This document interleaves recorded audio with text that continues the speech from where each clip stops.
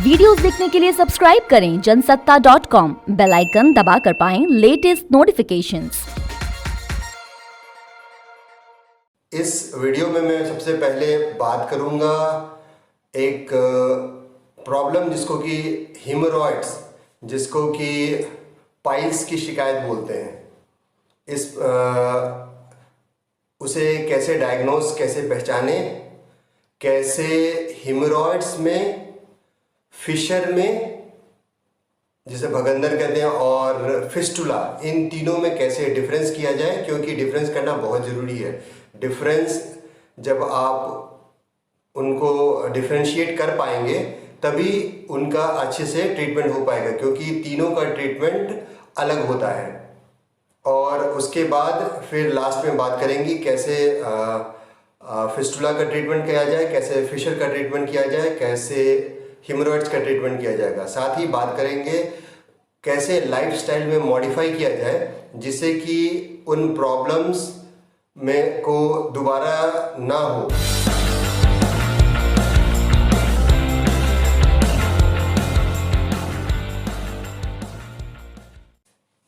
Haemorrhoids या piles क्या होता है?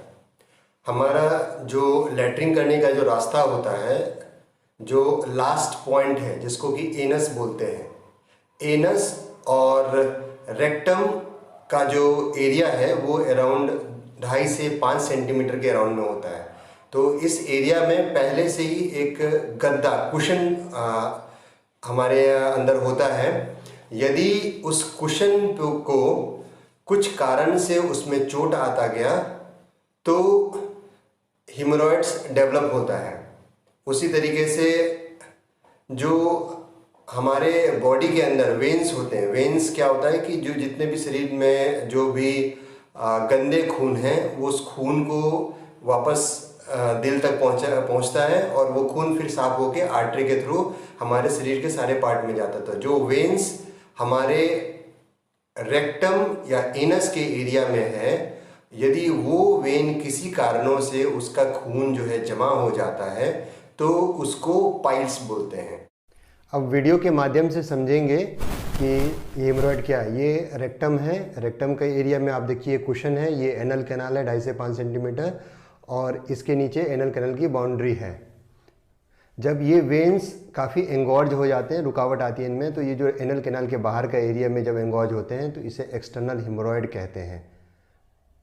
यही हेमोरॉइड जब अंदर की तरफ होता है और वो एनल कैनाल के बाहर नहीं निकला होता है तो उसको इंटरनल हेमोरॉइड कहते हैं। अब इनकी ग्रेडिंग, जब लैट्रिन के रास्ते निकल रहा होता है तो धीरे धीरे क्या होता है कि ये जो इंटरनल हेमोरॉइड है वो आगे बढ़ता ही जाता है और ये पाइल्स का जो है वो एनल कैनाल से बाहर निकल जाता है। ये ग्रेड 1 है। धीरे धीरे ये पाइल्स की साइज़ बढ़ती जाती है और वो एनल कैनाल के बाहर बढ़ जाता है, लेकिन पुश करने पर ये अंदर चला जाता है। ये ग्रेड 2 है। ग्रेड 3 में ये होता है कि ये एनल कैनाल के बाहर निकला रहता है और पुश करने के बावजूद भी ये हेमोरॉइड अंदर नहीं जाता है। अब समझेंगे कि यदि पाइल्स हो गया है तो उसका ट्रीटमेंट कैसे किया जाता है। ट्रीटमेंट में तो एक तो बता दिया कि सर्जरी है। जब सर्जरी नहीं हो रही होती है उससे पहले उसको में कुछ क्रीम्स लगाए जाते हैं जिससे कि वो दर्द कम हो जाता है और धीरे धीरे वहाँ जो खून का थक्का है उसका जो साइज़ होता है वो भी छोटा होता है। उस क्रीम्स को अप्लाई करने का ये तरीका है कि उसके ऊपर एक पतली सी लंबी सी डंडी सी होती है। उस डंडी को एनल कैनाल में उसको डाला जाता है हमारा, क्योंकि मैंने पहले बताया कि एनल कैनाल हमारा 2.5 से 5 सेंटीमीटर है। ना हमें 5 सेंटीमीटर से आगे जाना है, ना 2.5 सेंटीमीटर से कम जाना है। कितनी बार क्या गलती होती है कि वो जो मरीज हैं उसको उस क्रीम को एनल कैनाल के बाहर ही लगा देते हैं। उसका नुकसान होता है। उस नुकसान क्या है कि वो डर्मेटाइटिस कॉज करता है और वहाँ इचिंग होती है। तो जैसा कि मैं समझा रहा था कि क्रीम्स को का जो एक एप्लीकेटर है वो अराउंड 5 सेंटीमीटर का उसके मुंह के ऊपर लग जाता है और उसके थ्रू उसको पहले लुब्रिकेट कर लीजिए। उस क्रीम से ही उसे गीला कर लीजिए। गीला करने के बाद अंदर तक जाते हैं और उसके बाद उस क्रीम को वहाँ अप्लाई करते हैं। अब वीडियो के माध्यम से समझेंगे कि हेमोरॉइड का ट्रीटमेंट कैसे होता है। पाइल्स को पहले पकड़ लिया जाता है फोर्सेप्स से, उसके बाद स्कैल्पेल से उसे काटा जाता है। काटने के बाद पूरे एरिया में जो थोड़ा मोड़ा जो ब्लीडिंग होता है उसको सिक्योर किया जाता है कॉटरी से, कॉटराइज कर दिया गया इसे, और इसके ऊपर ड्रेसिंग कर दी जाती है। ये देखिए ड्रेसिंग हो रहा है और ये इसके ऊपर ड्रेसिंग कर दी जाती है। हिमोरॉइड्स का मेन कारण कॉन्स्टिपेशन होता है और सेडेंटरी लाइफस्टाइल है। यदि आप अधिक समय तक एक ही जगह पर बैठे रहते हैं काफ़ी समय तक, तो आपको हिमोरॉइड्स होने के चांस हैं। यदि आप आपको खांसी की शिकायत रहती है तो आपको हिमोरॉइड्स होने के चांस हैं। यदि आप बहुत प्रेशर लगाते हैं लैट्रिन करते समय और काफ़ी समय तक आप लैट्रिन करते रहते हैं, धीरे धीरे आपका मतलब फ्रेश होते हैं, तो ऐसे केस में आपको हिमोरॉइड्स होने की पूरी संभावना रहती है। यदि आपने हिमोरॉइड्स की सर्जरी करा ली, उसके बावजूद भी दूसरे पोजीशन पे हिमोरॉइड्स होते हैं, यदि आपका कॉन्स्टिपेशन, आपका सेडेंटरी लाइफस्टाइल नहीं ठीक हुआ हो, तो कॉन्स्टिपेशन कैसे ठीक करते हैं? कॉन्स्टिपेशन ठीक करने के लिए एलोपैथिक, आयुर्वेदिक सारे प्रिपरेशंस जो हैं वो एक होलिस्टिक अप्रोच से, आपको एलोपैथिक मेडिकेशंस भी यूज़ करना होता है, आपको आयुर्वेदिक मेडिकेशंस भी यूज़ करना है, और आपको अपने खाने में भी परिवर्तन ऐसे करना है कि आपको कॉन्स्टिपेशन ना हो।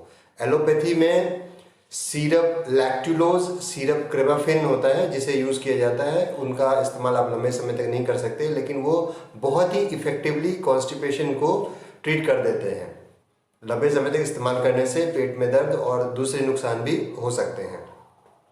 जो आयुर्वेदिक प्रिपरेशन है, जो जिसके साइड इफ़ेक्ट्स नहीं हैं, उसमें एक त्रिफला का चूर्ण आता है जिसको कि आप लंबे समय तक इस्तेमाल करते हैं, उसका कोई साइड इफ़ेक्ट्स नहीं है। उसी तरीके से इसबगोल की हस्क, इसबगोल हस्क या सिंपल भाषा में इसबगोल भुस्सी बोलते हैं, उसका इस्तेमाल करने से भी कॉन्स्टिपेशन में बहुत आराम मिलता है।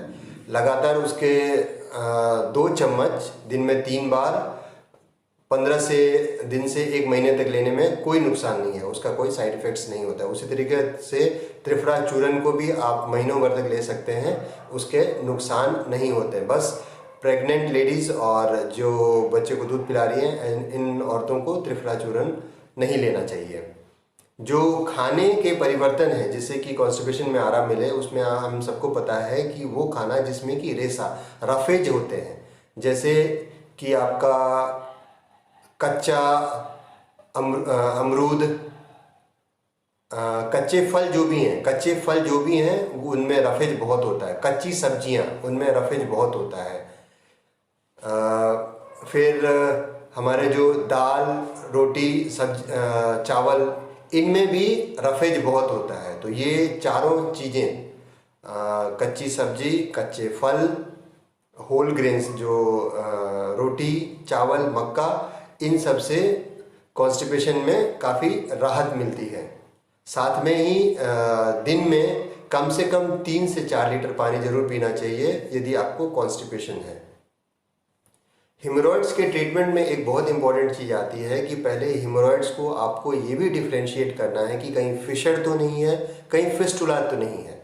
अब फिशर क्या है और फिस्टुला क्या है? फिशर जो है, यदि लैट्रिन इतनी टाइट हो रही है कि उस रास्ते में यदि जख्म बन जाए और वो एक छोटा सा छेद जैसा बन जाए तो उसको फिशर कहते हैं।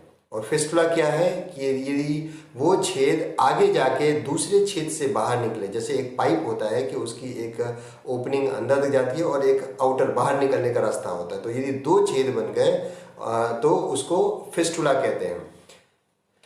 फिस्टुला में प्रॉब्लम क्या होता है कि इसमें इन्वेस्टिगेशंस, बहुत सारी इन्वेस्टिगेशंस की ज़रूरत पड़ती है, क्योंकि ज़्यादा देखा गया कि एक ही जगह का फिस्टुला नहीं होता है, वो 3-4 मतलब रास्ते बन जाते हैं। यदि वो काफ़ी रास्ते बन गए हैं तो इनमें बहुत सारे मतलब टेस्ट की संख्या बहुत सारी बढ़ जाती है और उससे पता किया जाता है कि वो फिस्टुला कहाँ कहाँ बनी है और उसकी ओपनिंग कहाँ की है। क्योंकि उसको रिमूव करने के लिए पहले ये पता होना बहुत ज़रूरी है कि वो ओपनिंग कहाँ तक पहुँची है और कहाँ उसकी मतलब कहाँ वो शुरू है और कहाँ वो ख़त्म हो रहा है। फिशर्स में पहले तो कॉन्स्टिपेशन में के लिए ट्रीटमेंट मिलता है और कुछ एंटीबायोटिक्स मिलती है जिससे कि वो एरिया में जहाँ जख्म हो गया है वो यदि उसमें ऑयल इन्फेक्शन हो जाता है तो वो सूख जाए। यदि बहुत बड़ा है तो उसमें 1-2 स्टिच लगा देने से फिशर में बहुत आराम मिल जाता है। तो फिशर के ट्रीटमेंट भी उतना कॉम्प्लिकेटेड नहीं है जितना कि फिस्टुला में। फिस्टुला के सर्जरी करनी पड़ती है। फिस्टुला में का जो मैनेजमेंट है वो दवाइयों से नहीं हो सकता। फिस्टुला का 90 to 95% मैनेजमेंट जो है वो सर्जरी ही है, और फिशर का जो ट्रीटमेंट है वो मोस्टली मेडिकल ट्रीटमेंट है। तो ये दोनों को डिफरेंशिएट करने के लिए ये किसी आदमी इंसान के मतलब जो कॉमन पर्सन है उनको वो नहीं कर सकते। तो इसके लिए आपको डॉक्टर्स के पास जाना ही पड़ता है, और वो एक सेट ऑफ इन्वेस्टिगेशंस कराने ही पड़ते हैं जिसके थ्रू ये डिफरेंशिएट हो पाए कि ये हिमरॉयड है, ये फिशर है, या ये फिस्टुला है। अब मेडिकल एडवांसमेंट के बारे में बात कर लेते हैं। इस फील्ड में हिमरॉयड्स, फिशर और फिस्टुला के लिए अब बहुत ही अच्छी सर्जरीज जो है वो लेज़र सर्जरी से हो जाता है। उसके माध्यम से क्या होता है कि जहाँ कट लगाना पड़ रहा है, जहाँ चीरा लगाना पड़ रहा है, वो चीरा ना लगा के लेज़र के माध्यम से इधर उसे सुखा दिया जाता है, या उसे थोड़ा और उसकी क्वांटिटी बढ़ाने के बाद काट दिया जाता है। यदि लेज़र से सर्जरी होती है तो इसकी रिकवरी बहुत जल्दी है, 2-3 दिन में मरीज पूरी तरीके से रिकवर हो जाता है यदि बिल्कुल सही सर्जरी है। उसी तरीके से फिस्टुला का जो मैनेजमेंट है उसमें एडवांसमेंट आया हुआ है। काफ़ी इन्वेस्टिगेशंस, MRI, प्रोक्टोस्कोपी, इनके माध्यम से ये पता चल जाता है कि वो एरिया कहाँ तक वो फिस्टुला डेवलप है, और उसके बाद लेज़र और दूसरे माध्यम से फिस्टुला की सर्जरी, या फिस्टुला की सर्जरी अच्छी तरीके से हो जाती है।